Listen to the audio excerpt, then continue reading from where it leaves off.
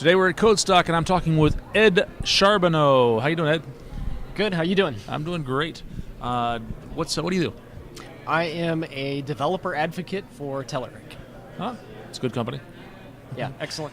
What are you speaking on here at Codestock? So I have two sessions at Codestock. I have a session on responsive web design, and I'm also talking about some back-end talks on expressions. Expressions. What do you mean when you say expressions? So expressions are a metaprogramming aspect of C# that lets you write code that can be analyzed as data.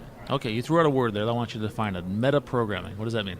So you're using the programming language and you're analyzing the programming language to either translate code or change that code at runtime, and you can even compile and run dynamic code. So you're changing one line of code into a different line of code? Is that what you're saying? Yeah, you can they actually use this in Link, Okay. Entity Framework in Link. All right. When you write a where method in Link on an iQueryable, that expression that you write, that lambda expression that goes into the where parameter, the Entity Framework analyzes that expression and converts that into SQL code. Okay. All right, so now you started using the word expression in an example here, and maybe we should define what an expression is. So when you write something like, if we had a collection of blog posts, say, and you said you had a lambda expression that said post lambda where post equals is published. All right, what part of that was the expression? The part where you say the post, the lambda, and then defining that it is published. Okay, so the where is published. That's the expression? Yes. Okay. Yeah, the parameter that is inside of a where statement that you're passing into the where statement is the expression. Okay, all right, fair enough. This is kind of new to me. I'm not giving it a hard time. I'm really no. I don't think I'm alone here. I think this is a part of software development, part of programming that it's hard to get our head around. And it's a little difficult to explain without visuals too. Yeah, we'll do our best here. Okay, so go ahead. You were giving a specific example here when I interrupted you. Yeah, so when you're writing these link statements against your database, when you say where something is equal to whatever, you're creating a smaller subset of that data. Right, you're filtering it. Yeah, when you're filtering your data and you're writing those expressions into the where statement, Entity Framework is actually taking that code that you wrote as a lambda expression, and it analyzes that, turns it into a select, update, or delete statement for SQL. So it's actually doing a code conversion. Right. So it's taking C# and turning it into SQL. Yeah, and most of us just see that as magic. Yeah, and it feels like magic. Exactly, yeah. I type a lambda on one end, and SQL comes out the other end, and I don't even see the SQL, actually, most of the time. Really just data comes back. And a lot of people don't know that they're even using these technologies. Right. This is also used in MVC when you create an HTML helper. Okay. When you say something like label 4 and then you specify the model, that code that you write to specify the model in the parameter or field that label is for, when you say like m lambda m dot, first name. Right. That is the expression piece of it.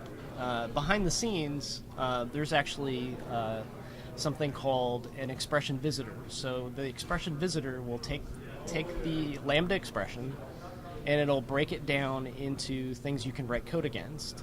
So you could analyze that lambda expression that you were given and say, okay, I need to create a label for the first name of the model. Okay. So you can get things like parameter names and the types, and it's almost a reflection like properties of it. So that's exactly what happens under the hood at MVC. It does just what you described, right? Yeah, it transforms that magically into some HTML and maybe even some JavaScript. Yep, exactly. Okay, all right. So we know, if we understand expressions, we can sort of understand a little bit better how some of this magic works. Yeah, you're peering inside the black box. But how does that help us? Okay, so if you wanted to take code and convert it to something else, you can use expressions. Oh, okay. If you know how expressions work, you can refactor your query code that you've written on LINQ, and you can create more human-readable queries. Okay. So you can actually take two different Lambda expressions that are filtering the same set of data and combine them into one function that you can pass as a parameter to that where clause. Okay. Is that the goal then, generally, to write more human-readable code? Well, is that why we use expressions in this way? It's not the general purpose for it, but it's something that you can do to refactor your code to make it more human-readable friendly. So if you have a project that has dozens or hundreds of queries that have similar query attributes, so similar, you're paring down data and filtering it, you can actually create a library of filters that you can reuse. Okay. And they can be named where they're very easy to read. Like for a blog or a CMS, for example, you could have an expression that's just called are published, and you could say select from all my posts where are published. Oh, I see. Okay. So no, I've seen this before. So sometimes I get legacy data, and I have to filter it down to say I only care. And there's a million rows in this table. I only care about the I'll call them relevant rows. And I know they're relevant because this field has this value, and this field is greater than that value, and this field is either one of these three values. And that's a relatively complex filter that I'm going to have to write. And I might have to write it over and over again. Right. And I could just say where is relevant. Absolutely. And it would package that.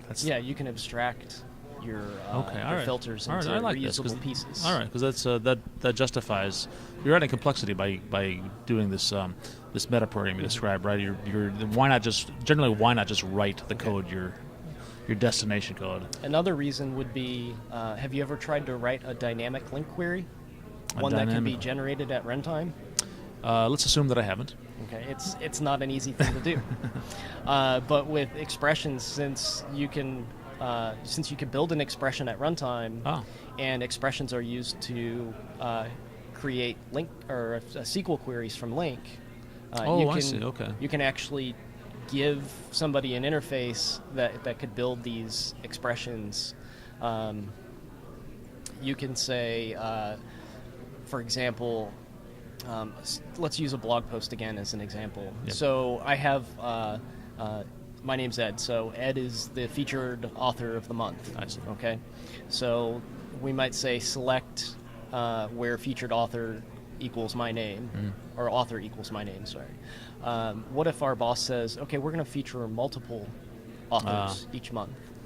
So now we have gone from a single string to an array of strings. Right. We can actually iterate through those strings and append or clauses to our query. Interesting. Okay. And those will be expressions that will then be translated by Entity Framework into SQL code. Interesting. Yeah, this is a problem in SQL when for ad hoc querying. If you say sometimes I want to filter on author name, but sometimes I want to filter on both author name and on a published date. But that's actually a hard thing to do, to write a general stored procedure to do that. You have to go to dynamic SQL generally. Yeah, dynamic SQL is never fun. It's not very efficient. Yeah, and if you want to see some of this stuff in action, I actually publish a source code to the tool that I use. It's called Predicate Extensions. Okay. You can find it on NuGet. Just search for Predicate Extensions, and you'll find both the source code and the binary for it. Very cool. What else? Anything else we haven't talked about that we should have? That about sums it up. Okay. All right. Well, so let me say, people are they say they're intrigued by this and they want to read more about it. Where's a good place to go?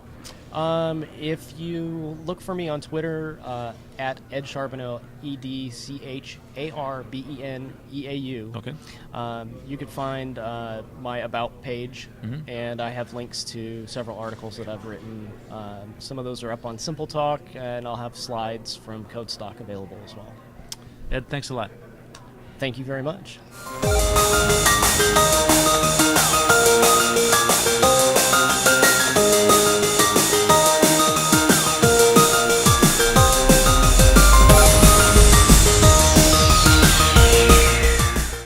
Maybe technology has created a virtual world where you and your friends aren't even real.